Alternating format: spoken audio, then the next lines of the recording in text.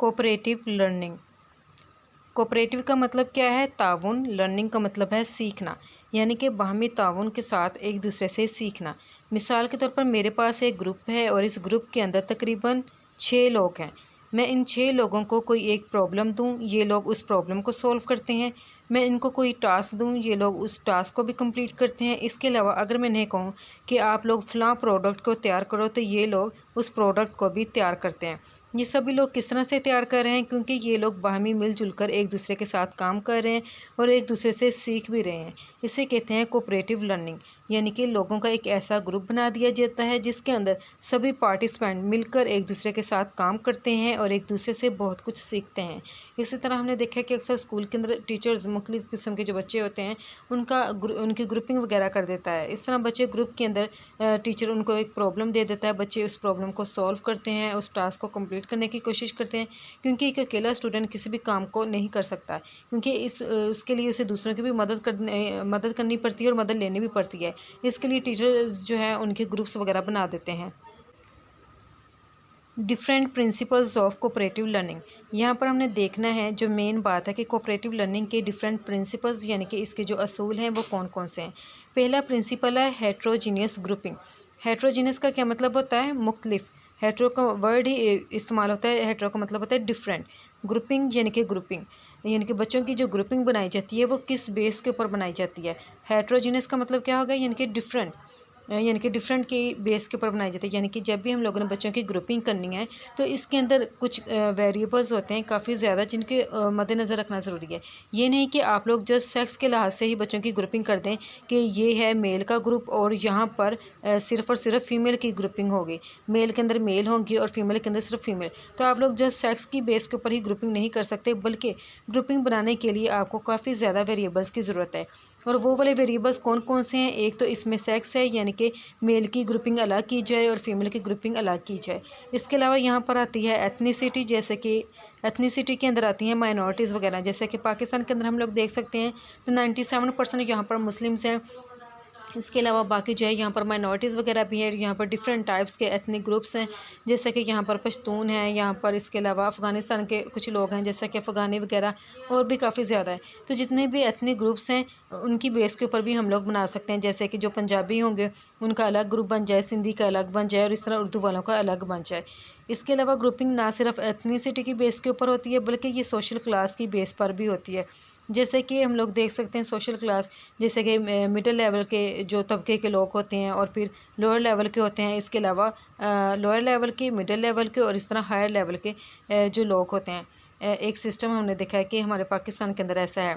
इसके अलावा सिर्फ सोशल क्लास की बेस के ऊपर ही नहीं हम लोग कर सकते, बल्कि ग्रुपिंग को हम लोग रिलीजियस बेस के ऊपर भी कर सकते हैं। यानी कि इस तरह से करें कि जो मुस्लिम्स हैं उनका ग्रुप अलग बन जाए और जो नॉन मुस्लिम्स हो उनका ग्रुप अलग से बन जाए, यानी कि स्टूडेंट्स की बात की जा रही है यहाँ पर। इसके अलावा रिलीजन के अलावा और भी काफ़ी ज़्यादा बेसिस हैं जिस पे हम लोग बना सकते हैं। जैसे कि हम लोग एज के लिहाज से बना सकते हैं। जैसे कि 3 क्लास के अगर हम लोग देखें कि बच्चे हैं, अगर उनकी उम्र 6 साल है या फिर 7 साल है, तो 6 साल के या 7 साल के बच्चे जो है उनका ग्रुप अलग से बना दिया जाता है, उनकी क्लास अलग से बना दी जाती है। इसके अलावा लैंग्वेज के लिहाज से भी बनाए जाते हैं ग्रुप, कि जो पंजाबी बोलते हैं उनका ग्रुप अलग बना दिया जाए और जो उर्दू बोलते हैं उनका ग्रुप अलग से बना दिया जाए। तो हेट्रोजीनियस ग्रुपिंग का क्या मतलब है? का मतलब है डिफरेंट ग्रुपिंग, यानी कि ग्रुप कैसे बनाया जाए। बच्चों का ग्रुप बनाने के लिए काफ़ी ज़्यादा बातों को मद्देनज़र रखना चाहिए कि ये सिर्फ सेक्स की बेस पर या एथनिसिटी की बेस पर नहीं बनता, बल्कि और भी बातें हैं जिनका ध्यान रखना ज़रूरी है। जैसे कि सोशल क्लास की बेस पे बनते हैं, रिलीजियस की बेस पे, एज की बेस पर भी बनते हैं, इसके अलावा लैंग्वेज की बेस पर भी बनते हैं। इसलिए हमने जब भी ग्रुपिंग करनी होती है तो ये वाले सारे वेरिएबल्स को मद्देनज़र रख कर करनी होती है। सेकंड प्रिंसिपल है कोलैबोरेटिव स्किल्स। कोलैबोरेटिव का मतलब बिल्कुल ही कोलैबोरेशन की तरह है, कोऑपरेशन की तरह है, कि एक दूसरे के साथ बाहमी तावन वाली स्किल्स होनी चाहिए।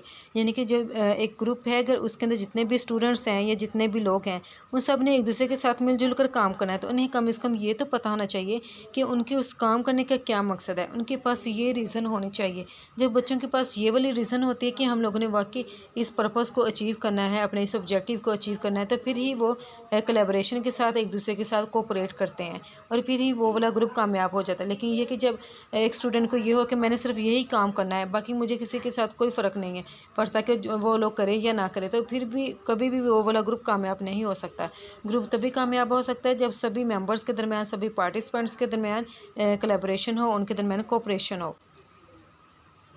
Third principal is group autonomy. Group autonomy का क्या मतलब? ऑटो का मतलब होता है ना, मतलब कि खुद ब खुद कोई भी चीज़ यानी कि जो काम करती है।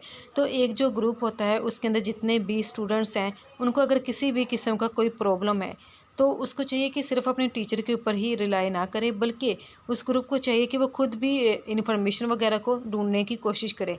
ये नहीं कि हर एक मसले का हल मेरे टीचर के पास है। हो सकता है कि आपके टीचर के पास आपके लिए इतना ज़्यादा टाइम ना हो। किस वजह से? क्योंकि टीचर के पास मिसाल के तौर पर क्लास के अंदर तकरीबन 5 या 6 ग्रुप हैं और हर एक ग्रुप को टीचर ने एक टास्क दिया है, उसको प्रॉब्लम दिया हुआ है।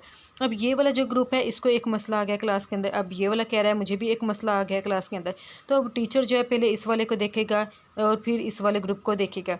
तो एक ही वक्त में थोड़े कम टाइम के अंदर सारे ग्रुप्स को मैनेज करना बहुत ज़्यादा मुश्किल होता है। इसलिए टीचर को समझ नहीं आ रही होती कि क्या मैं इनमें से कौन से वाले ग्रुप को समझाऊँ, कि क्या मैं इसको पहले समझाऊँ या फिर इसको पहले समझाऊँ, या फिर मैं ओवरऑल जो मेरी एक पूरी क्लास है मैं उसको मुखातब करके उनको सबको वाइट बोर्ड के ऊपर समझा दूँ कि ताकि जिनके भी मसले हों उन सबको फिर वहाँ पर समझ आ जाए।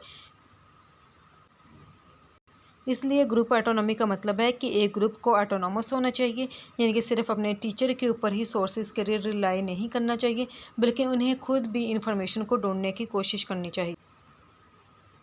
प्रिंसिपल नंबर फोर्थ वो है साइमल्टेनियस इंटरेक्शन। साइमल्टेनियस का मतलब होता है बैक वक्त, यानी कि एक ही वक्त के अंदर इंटरेक्शन, सभी लोगों के साथ इंटरेक्शन हो। जैसे कि हम लोग एक इस तरह से बात कर सकते हैं कि जैसे कि ये एक क्लास है और यहाँ पर जो है उनका टीचर है। ये क्लास के अंदर काफ़ी ज़्यादा स्टूडेंट्स हैं। अब यहाँ पर जो है उनका एक टीचर खड़ा है, टीचर जो है बच्चों को लेसन दे रहा है। तो टीचर की इंटरेक्शन एक ही वक्त में देखते हैं। तो यहाँ पर अगर क्लास के अंदर मिसाल के तौर पर यहाँ पर 30 स्टूडेंट है, तो टीचर की जो इंटरेक्शन है इस वक्त 30 स्टूडेंट के साथ है, यानी कि उसकी साइमल्टेनियस इंटरेक्शन हो रही है। यहाँ पर सभी स्टूडेंट को वो इम्पोर्टेंस दे रहा है, उन सभी के साथ इंटरेक्शन बनाने की कोशिश कर रहा है। ये नहीं कि टीचर सिर्फ चंद एक लोग जो कि आगे की तरफ बैठे हुए हैं, सिर्फ जो 3 लोग हैं सिर्फ उन्हीं के ऊपर तवज्जो दे रहा है, नहीं, बल्कि टीचर की जो इंटरेक्शन है वो साइमल्टेनियस होनी चाहिए। एक ही वक्त के अंदर उसे सभी स्टूडेंट के ऊपर तवज्जो देने की ज़रूरत होती है। अक्सर देखा गया है कि टीचर जो है क्लास के अंदर उनकी नज़र जो है वो अच्छी खासी घूम रही होती है, वो हर किसी को नोट कर रहे होते हैं। तो टीचर की जो इंटरेक्शन है बच्चों के साथ वो साइमल्टेनियस होनी चाहिए। ना सिर्फ टीचर की इंटरेक्शन होनी चाहिए बल्कि ग्रुप मेंबर्स की भी होनी चाहिए। मिसाल के तौर पर अगर ये वाला एक ग्रुप है, यहाँ पर उस ग्रुप का एक लीडर खड़ा हुआ है और यहाँ पर मिसाल के तौर पर इसके अंदर कितने तकरीबन 7 मेंबर्स हैं, और तो ये जो इसका ग्रुप लीडर है उसे सिर्फ 1 या 2 जो पार्टिसिपेंट है अपने ग्रुप के उनके ऊपर ही फोकस नहीं करना चाहिए, बल्कि उसकी जो इंटरेक्शन है ग्रुप के जो 7 मेंबर्स हैं उन सभी के साथ ही होनी चाहिए एक ही वक्त के अंदर। Principle number 5 equal participation. Equal का मतलब होता है ना बराबर, यानी कि पार्टिसिपेशन शिरकत। ग्रुप एक बनाया गया है तो उसके अंदर जितने भी स्टूडेंट्स हैं उन सब को इक्वल जो है पार्टिसिपेट करना चाहिए। ये नहीं कि जो चंद एक लोग हैं उनके ऊपर सारे की सारी जिम्मेदारी हो, सारे का सारा उनके ऊपर बोझ हो और बाकी बैठे जो है ग्रुप के अंदर मज़े करने के लिए ही हो। ये नहीं होना चाहिए, बल्कि सबको जो है उनकी ज़िम्मेदारियाँ देनी चाहिए ताकि सभी लोग कोऑपरेशन कर सकें, एक दूसरे के साथ कोलैबोरेशन कर सकें और ग्रुप की जो एक्टिविटीज़ हैं उसको अच्छे तरीके से परफॉर्म कर सकें। Next principle number 6 individual accountability. Accountability का मतलब होता है एहतसाब, यानी कि ये नहीं कि आप लोग सिर्फ ग्रुप के जो 3-4 लोग आपको अच्छे लगे हैं टीचर को, या फिर ग्रुप लीडर की बात की जाए कि 3-4 लोग अगर अच्छे लगे हैं सिर्फ उन्हीं से पूछा जाए कि आपका काम जावा कैसा हो रहा है, बल्कि ग्रुप के अंदर जितने भी मेंबर्स हैं उन सब को देखा जाए, उन सब के बारे में देखा जाए कि किसने अपना जो काम है किस हद तक परफॉर्म किया है और क्या उस बंदे ने अपने काम को अच्छे से परफॉर्म किया है या नहीं। यानी कि हमें उन लोगों की प्रोग्रेस को चेक करने की ज़रूरत है ग्रुप के अंदर जितने भी मेंबर्स हैं। Principle number 7 positive interdependence. Positive का मतलब होता है मस्बत और इंटरडिपेंडेंस का मतलब क्या होता है कि एक दूसरे के ऊपर डिपेंड करना, यानी कि ग्रुप के अंदर जितने भी मेंबर्स होते हैं वो सभी एक दूसरे के ऊपर डिपेंड करते हैं। एक दूसरे के ऊपर डिपेंड किस तरह से करते हैं? क्योंकि उन सब का जो गोल है वो एक होता है और उसको अचीव करने के लिए वो सभी लोग मिलजुल कर काम करते हैं। अगर एक बंदे को कोई प्रॉब्लम आता है तो वो दूसरे से हेल्प लेता है, दूसरे को आता है तो वो तीसरे से ले लेता है। यानी कि इस तरह ग्रुप के जो मेंबर्स होते हैं वो एक दूसरे की हेल्प करते हैं।